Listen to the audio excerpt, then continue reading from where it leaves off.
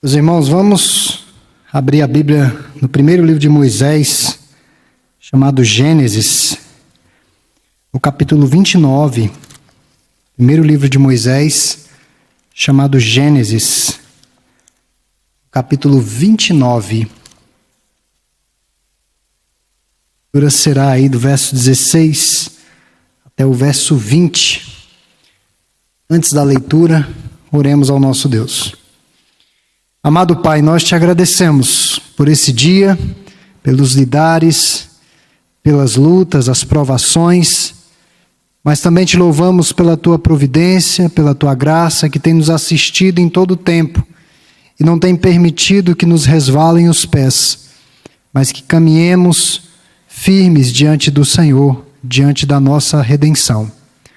Louvado seja o teu nome, ó Deus, porque agora estamos mais uma vez diante da tua escritura, da tua palavra, que é viva, que é eficaz, que é santa, que produz edificação e orientação para o teu povo, tanto agora no presente como ao longo da história, e cremos que no porvir. E ó Deus, que o teu Espírito Santo possa permear os nossos corações essa noite, nos sensibilizar para aquilo que precisamos mudar, nos sensibilizar no sentido também de nos reanimarmos no Senhor cada dia.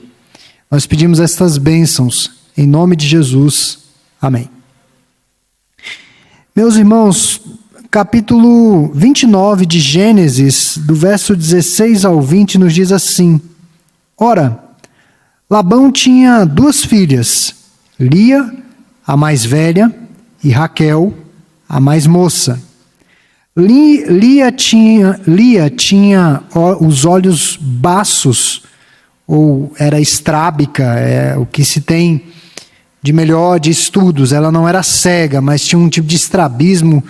A síntese é que ela não era bonita de forma alguma, não por causa do estrabismo, mas era um traço marcante ali na fisionomia de Lia. Então Lia tinha os olhos baços, porém Raquel era formosa de porte e de semblante. Ou seja, Raquel era uma mulher atraente, uma mulher que chamava a atenção.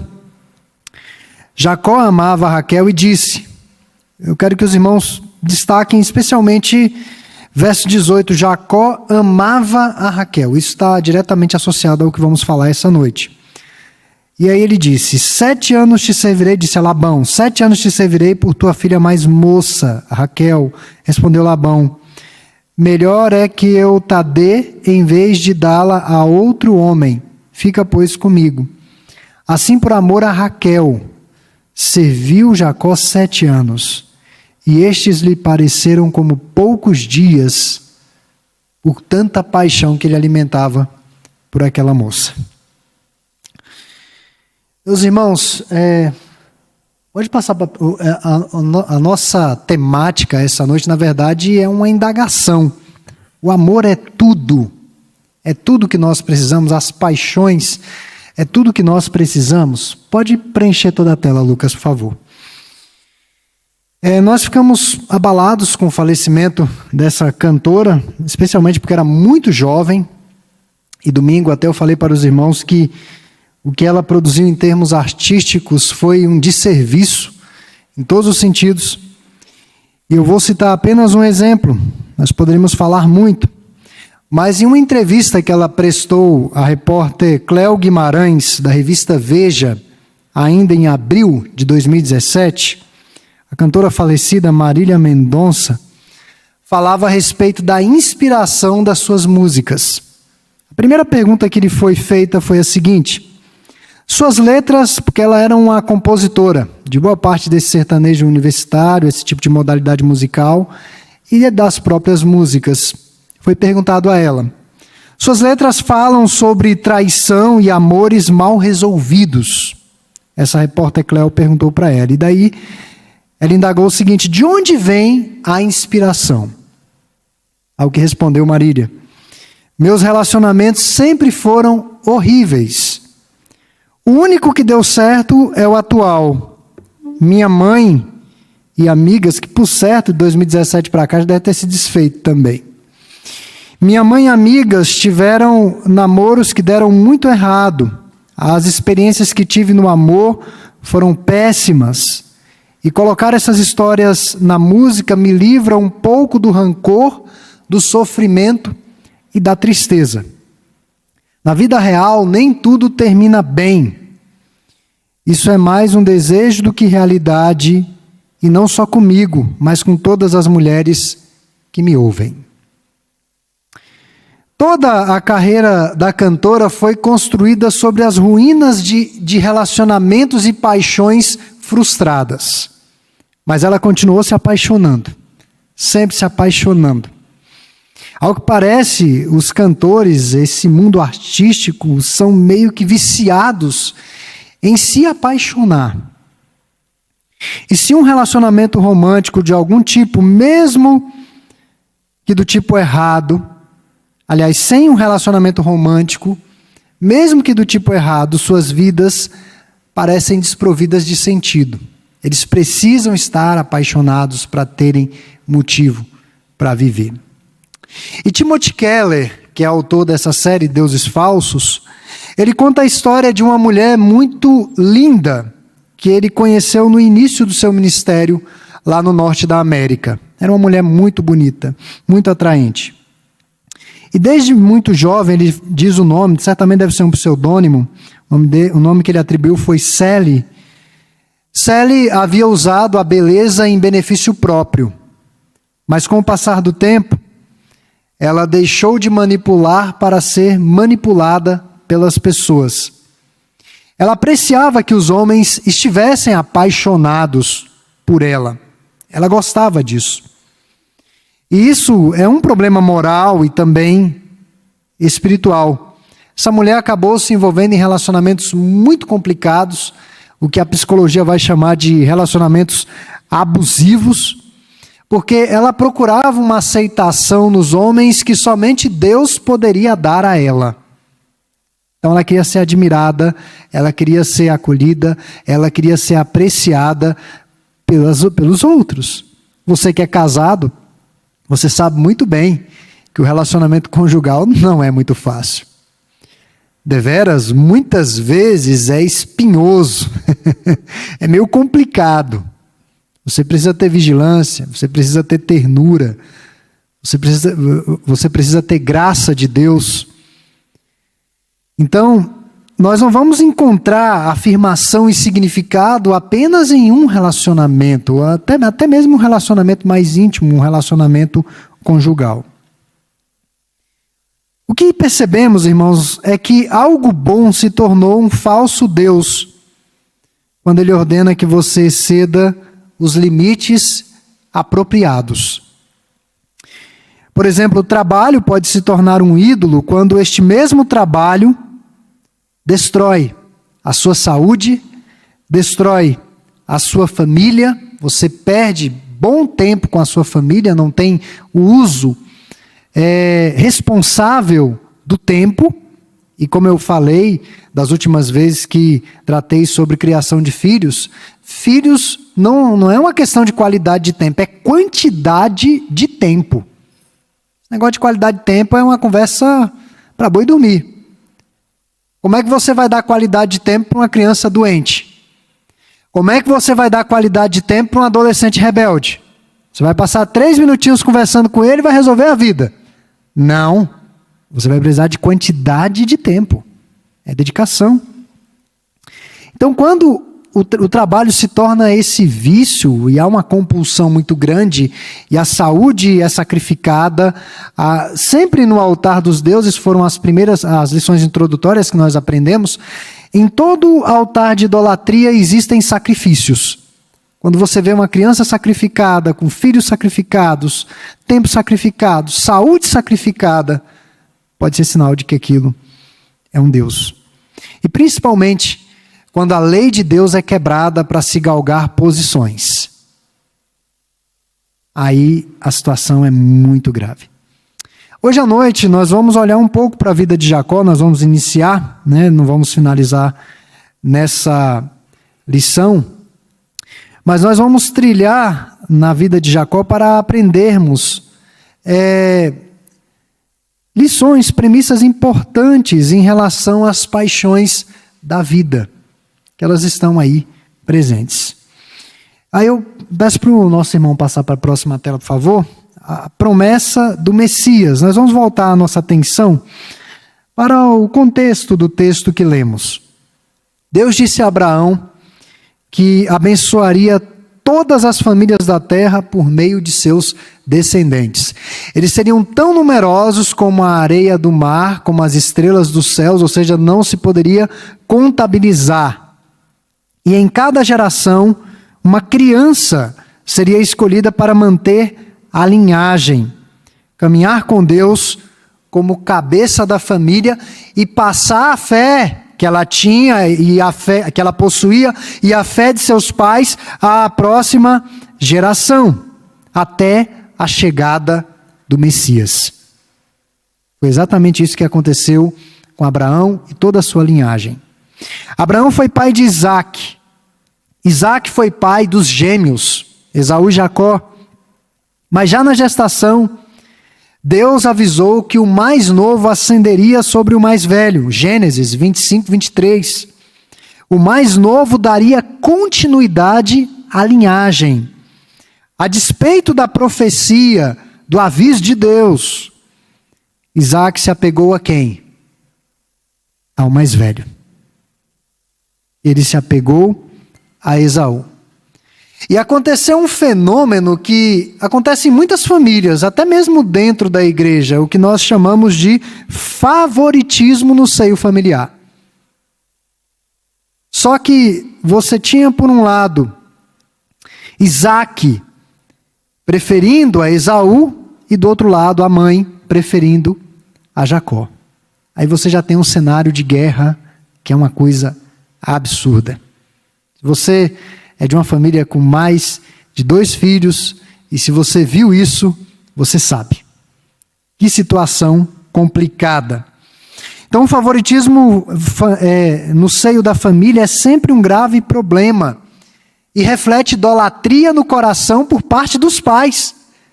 Eles estão idolatrando um filho. E isso é um problema.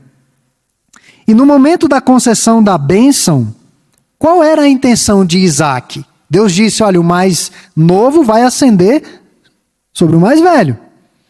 Qual era a intenção de Isaque? Dar a bênção a quem? A Esaú. Aí Jacó tem a maquina, para usurpar o direito de primogenitura do irmão, coloca uns pelos no braço, porque ele não tinha pelos, colocou uns pelos, chegou ali, e o pai ainda disse, olha, eu estou tocando aqui a pele, parece com a pele de Esaú, mas a voz é de Jacó. A voz não é dele, mas é o que temos para o café da manhã, então vai ser isso aqui mesmo. E o pai acabou ali ministrando essa bênção patriarcal. Quando o irmão soube deste ato, ameaçou de morte a Jacó. Jacó teve de fugir. Sua vida, dali em diante, numa concepção humana, estaria absolutamente arruinada, porque ele perdeu a família, a sua herança, não mais veria sua mãe e nem seu pai vivos, foi para uma região fértil e crescente onde viviam os parentes de sua mãe. Mas veja que a promessa de Deus estava sobre ele. O Messias viria dele, apesar de todos os seus defeitos.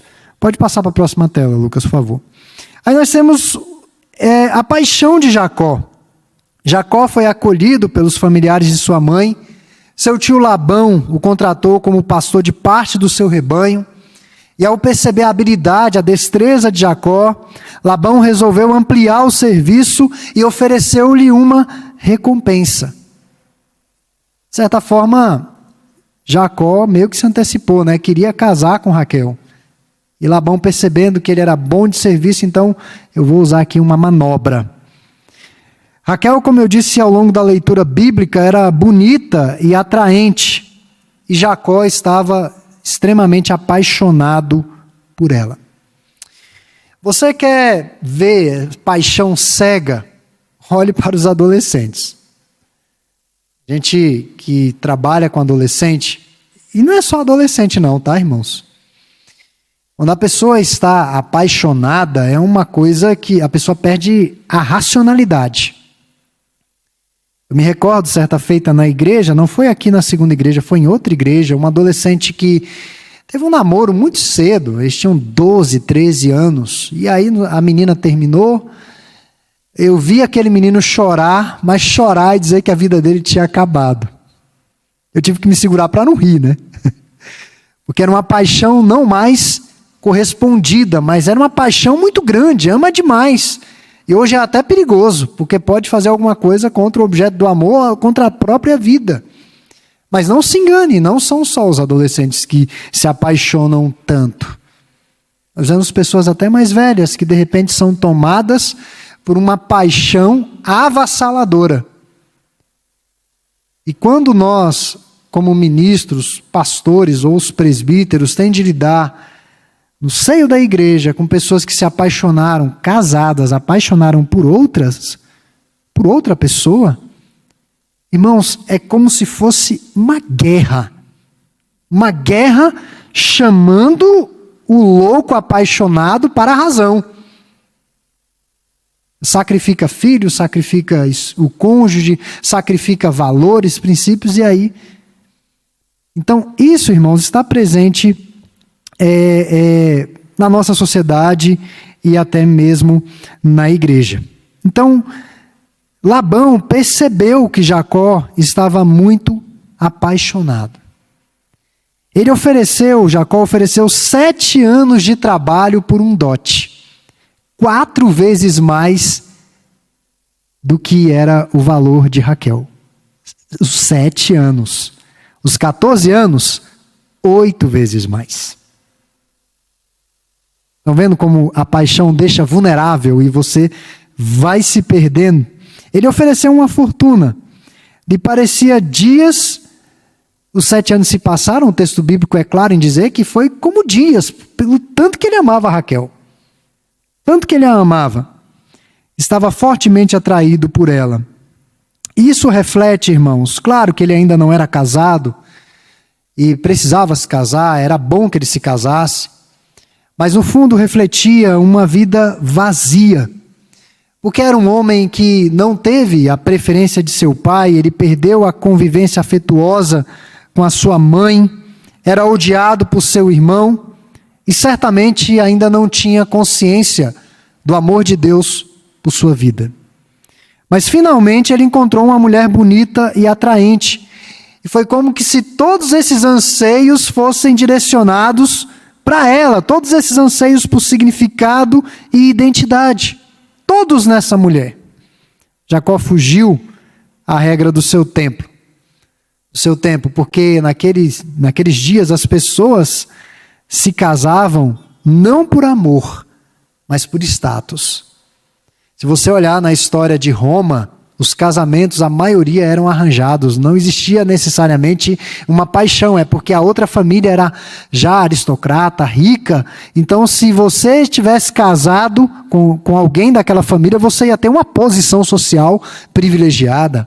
Esse era o costume, eram casamentos arranjados, com outras intenções e não necessariamente o amor. O amor geralmente vinha depois. No nosso país até pouco tempo era assim também. Década de 40, 50, alguns casamentos eram assim. Muitos preenchem o vazio da vida sem Deus com o sexo ou as paixões. E quando se coloca uma paixão no lugar de Deus, no fundo, essa pessoa busca por uma redenção no seu próprio coração. E na atualidade, na nossa sociedade, há uma visão muito errada a respeito do sexo, como se fosse análogo apenas a um apetite alimentar. Então não tem envolvimento emocional, são apenas impulsos carnais. Prega-se o sexo livre e descomprometido. Mas isso nós sabemos muito bem que é um engano maligno, diabólico. O amor romântico e o sexo não são apenas apetites alimentares ou impulsos carnais. E as produções artísticas de nossos dias incentivam a depositar no romance e no amor todas as necessidades do coração por transcendência e por significado. E aí o que muitos poetas dizem, você não é ninguém até que alguém o ame. Isso não é verdade. Você é alguém a despeito das pessoas te amarem ou não. Você é alguém porque Deus te ama. Aí nós ouvimos coisas como cara metade, alma gêmea, o outro lado da laranja. Você vê esse tipo de coisa. São expressões que ganham contornos de verdade. As concepções errôneas sobre o amor romântico acabam por escravizar a vida. E o nosso objetivo, o nosso objeto de amor deve ser sempre Deus. Não existe nenhum amante, nenhum ser humano qualificado para ocupar o lugar de Deus em nossas vidas. Ninguém pode viver à altura dele. E se for depositado qualquer coisa dessa terra, essa busca por significado e por identidade, o resultado, irmãos, não vai ser outro, não se engane, não vai ser outro. O resultado vai ser sempre amargura e desilusão. Sempre. Quando eu pauto a minha vida sem Deus, eu vou desembocar aí. Sempre amargura e desilusão. Pode passar, Lucas, próximo, por favor. A armadilha do amor, nós vamos finalizar. O vazio de Jacó o tornou vulnerável à idolatria do amor romântico. Esse foi o problema que ele enfrentou naquela ocasião. Ele trabalhou por Raquel 8 vezes mais no valor de um dote. Labão o enganou, porque após 7 anos de trabalho, Labão trouxe a esposa de Jacó por meio de uma festa de casamento. Certamente já no entardecer, não sei se álcool, a Bíblia não vai ser clara em relação a isso, também não vou tão longe, mas ao entardecer, a mulher coberta por um véu, correu ali a festança, tiveram a noite de núpcias, e no dia seguinte, quando ele olha, ele dá de cara com Lia. Com os olhos baços. Não era para ser diferente. Ficou profundamente irritado, aborrecido. E quando ele foi interpelar o seu tio, ele disse, não, é um costume que nós temos. É uma coisa que ele inventou. É um costume que nós temos. Nasce primeiro a mais velha, depois a mais nova. Mas para a mais nova tem mais 7 anos de trabalho. Ele foi enganado. Jacó estava tremendamente apaixonado e Raquel era quem lhe conferia o significado. Ela era a sua redenção e ele, por fim, acabou se sujeitando àquela trapaça. O que ocorrera com Jacó ocorre com Lia também. Às vezes nós olhamos muito para a vida de Jacó e não pensamos como a vida dessa Lia foi infeliz. Como a vida dessa mulher foi infeliz. Ela sempre viveu à sombra da irmã. Não era uma mulher bonita. Foi rejeitada por seu pai, porque seu pai estava vendo uma maneira de colocá-la para fora, de casá-la de alguma forma, de alguma maneira. Então foi rejeitada pelo seu pai e agora é rejeitada por seu marido. Tipo de pessoa que buscava aceitação pelos valores da família. O que não é errado em si. Teve filhos com o objetivo de conquistar o amor do seu marido. Pela quantidade de filhos parece até que é algo recorrente, meio que um cântico. E ela sempre diz o seguinte, o Senhor me deu um filho, então agora por certo o meu marido vai me amar. E não era isso que acontecia. E na outra barrigada a mesma expectativa.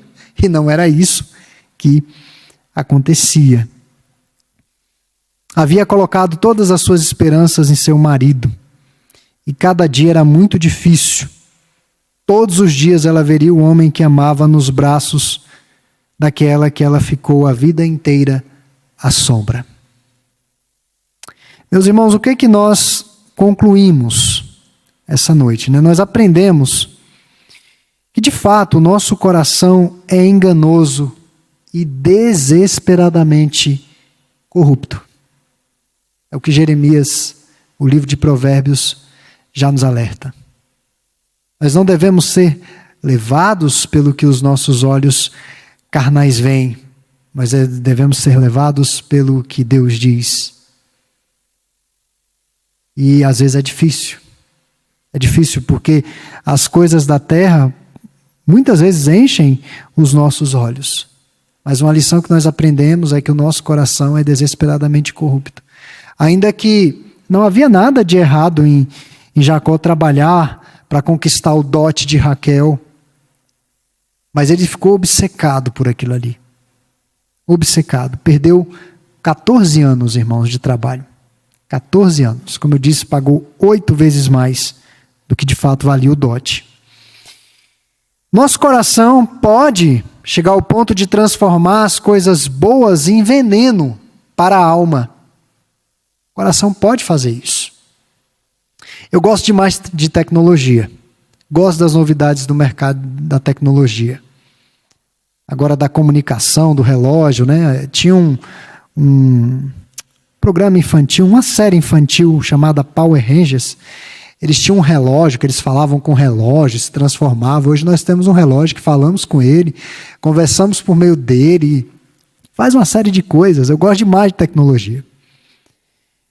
Mas eu sei que a tecnologia pode ser usada para algo bom, para algo ruim, extremamente maligno. Eu fico observando que eu não assino nada do YouTube, às vezes eu coloco um desenho para o meu filho, e eu não sei se isso acontece com os irmãos que acessam o YouTube, que não são assinantes, que quando você assina não tem aquelas propagandas inconvenientes, e de fato são inconvenientes. Esses dias eu coloquei um desenho para o meu filho, e aí o desenho deveria ter uma duração de 3 minutos. Quando veio um clipe, assim, do nada, assim, a propaganda, pum, um clipe com o Pablo Vittar, com aquela voz horrorosa, no meio de um desenho infantil. Falei, gente, mas que absurdo é esse aqui? Imagine se eu deixo meu filho lá e saio. E ele vê uma aberração daquela. Então, irmãos, a tecnologia pode ser usada para algo bom e para algo ruim. As boas dádivas de Deus, mas temos de ter cuidado como que o nosso coração lida com isso. Outra lição que fica também é que a nossa identidade e significado não estão nas realizações desta terra, por mais justas e boas que elas sejam. Não vai ser numa formação acadêmica, você atingindo o grau de doutor, que você vai ser mais feliz, mais realizado. Talvez seja importante para você ganhar um pouco melhor, mas isso não é o ápice da vida. Não é o ápice da vida. Devemos buscar melhorar, crescer, estudar, conhecer o máximo que pudermos, mas sem ter a expectativa de que isso é que vai conferir significado para nós. Por fim, nada poderá preencher o vazio de Deus em nossos corações. Nada. Então, nós temos trabalhado ao longo dessas semanas nesse tema. Eu acho um tema muito profundo, idolatria, ou deuses falsos, que seja. Eu acho um tema extremamente profundo, atual, e nós como igreja precisamos assimilar e refletir se de fato nós temos caminhado com o Senhor, mesmo que usando todos os recursos da terra que Ele tem disponibilizado, mas sem ser um ídolo. Não é um ídolo. É apenas um recurso. É um meio para fazer alguma coisa, mas não é o meu ídolo. Nós temos N histórias de pessoas que idolatraram objetos e depois se arrependeram. São várias histórias. Pessoas que bateram em filhos por causa de objetos. Criança é criança e às vezes ela vai ter algum acidente. Se você está desatento, ela vai quebrar, vai acontecer. Mas você não precisa espancar seu filho porque ele quebrou um tablet, porque ele quebrou um celular. Não precisa disso. São muitas histórias que nós poderíamos contar. Então que Deus nos ajude, irmãos, nesses estudos a olharmos para o nosso coração, avaliarmos o nível de amor que nós temos ao nosso Deus.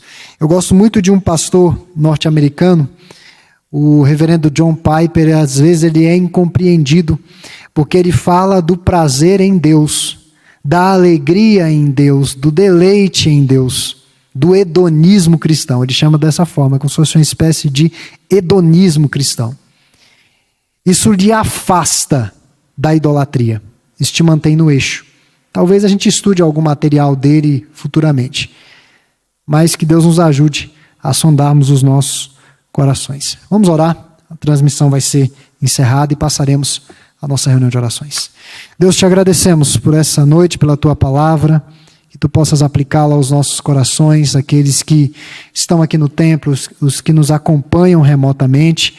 Que sejamos todos, ó Deus, abençoados pela tua palavra. Nos ajude, ó Pai querido, a nos desprendermos das paixões desta terra. São muitos atrativos, muitas coisas belas que enchem os nossos olhos e podem, por vezes, nos ludibriar e nos enganar com significado, com identidade, com importância. Nos ajude, ó Deus, a mantermos os nossos corações sempre no Senhor. É no nome de Jesus que oramos. Amém.